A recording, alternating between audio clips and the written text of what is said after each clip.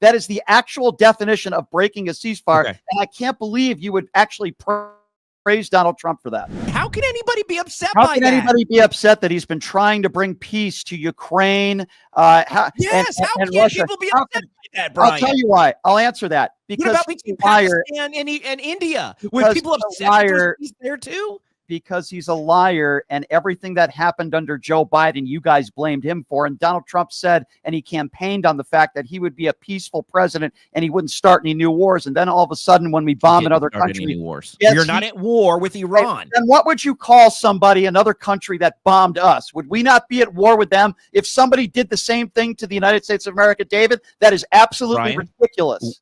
In order for us to be at war, as a lot of the Democrats in Congress has pointed out over the last 48 hours, in order to go to war, Congress has to vote on a declaration of war. And Congress he didn't has not voted on a declaration. He doesn't have to. Because Donald Trump defied our Constitution. No, dude, and you're defending it. Every president since the 1940s has defied Congress then. Really? George W. Bush, Clinton and Bush and Obama and Biden, they all used the war power doctrine to carry out strikes in the Middle East. George W. Bush didn't ask for Congress's approval? No. Now, when you say asking for approval, let's be very clear.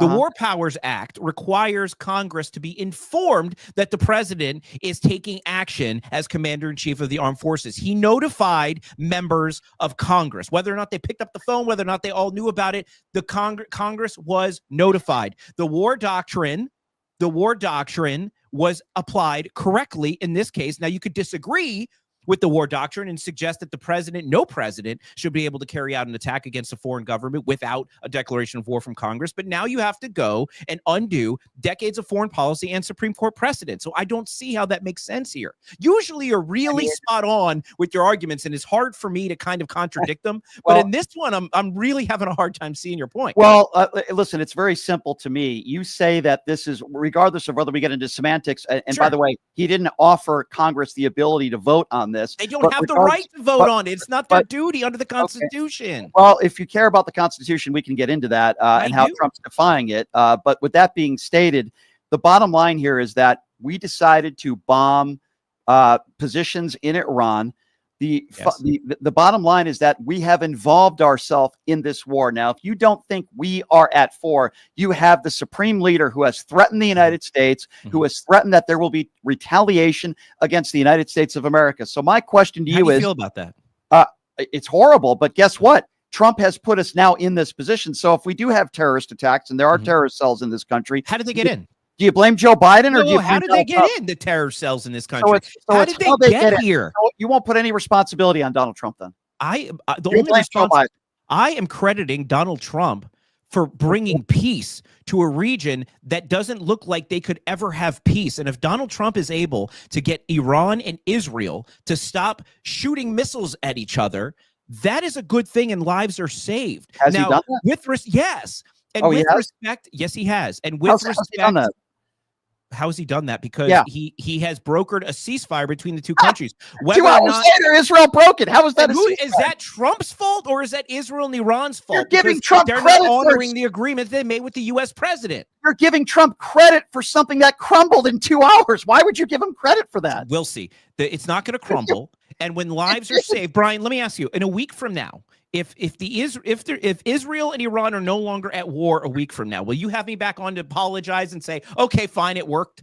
So first of all, it might not be done in 24 hours, but we're on the path to peace thanks to Donald Trump. Okay, I don't know where you get that from, based on the fact that they broke a ceasefire in 2 hours, and you saw how angry they had 24 hours to stop. They had 6 hours each to do whatever they had to do. That was the agreement in the ceasefire. There was an understanding that operations were going to continue. A ceasefire means no more attacks. Yes, it does. A ceasefire is given a timeline where there are literally no attacks. That's the definition of what a ceasefire is. And Israel struck a radar site north of Tehran hours after the ceasefire was put in place. That is the actual definition of breaking a ceasefire. Okay. And I can't believe you would actually praise Donald Trump for that.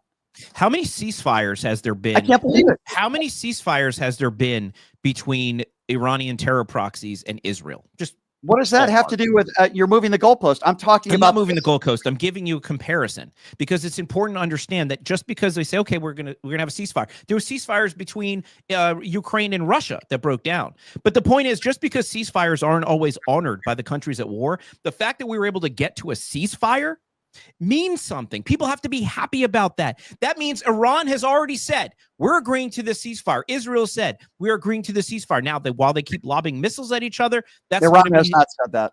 Iran has. Where they acknowledged the ceasefire yesterday. They acknowledged it. There was nothing put in place where the supreme leader said, okay, we agree to a ceasefire. Benjamin Netanyahu broke the ceasefire hours later. So I don't know where you're getting the fact